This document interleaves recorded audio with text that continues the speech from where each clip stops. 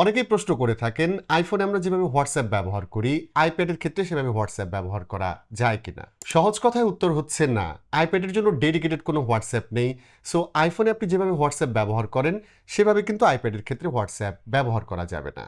তবে এটার জন্য কিন্তু অ্যাপলকে দোষ দিয়ে লাভ নেই, কারণ হোয়াটসঅ্যাপের যারা ডেভেলপার তারা কিন্তু নেটিভ যে অ্যাপ্লিকেশন সেটা আইপ্যাডের জন্য এখনো বানায়নি। বিভিন্ন ধরনের কমপ্লিকেশন আছে, লাইক হোয়াটসঅ্যাপ ব্যবহার করতে যেহেতু ফোন নাম্বার লাগে, সো আইপ্যাডের ক্ষেত্রে সেরকম সাপোর্ট হয়তো তারা পাচ্ছে না। আর এটা ছাড়াও অন্য কোনো কমপ্লিকেশন থাকতে পারে। তবে কথা হচ্ছে আইপ্যাডের ক্ষেত্রে কি হোয়াটসঅ্যাপ ব্যবহার করা যাবেই না?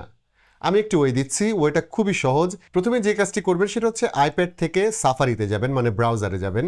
সেখান থেকে web.whatsapp.com এই অ্যাড্রেসে যাবেন। এখানে যাওয়ার পর একটি কিউআর কোড দেখতে পারবেন, সেটা আপনার ফোন দিয়ে স্ক্যান করার পর এখানে কিন্তু আপনি হোয়াটসঅ্যাপে ঢুকে যাচ্ছেন। এবং তারপর যেটা করবেন, ব্রাউজারের উপরের দিকে যে শেয়ার বাটনটা থাকছে সেখানে ক্লিক করবেন এবং সেখান থেকে একদম নিচের দিকে চলে আসলে এখানে দেখতে পারবেন অ্যাড টু হোম স্ক্রিন নামে একটি অপশন আছে, সেখানে ক্লিক করুন এবং তারপর অ্যাড বাটনে ক্লিক করুন।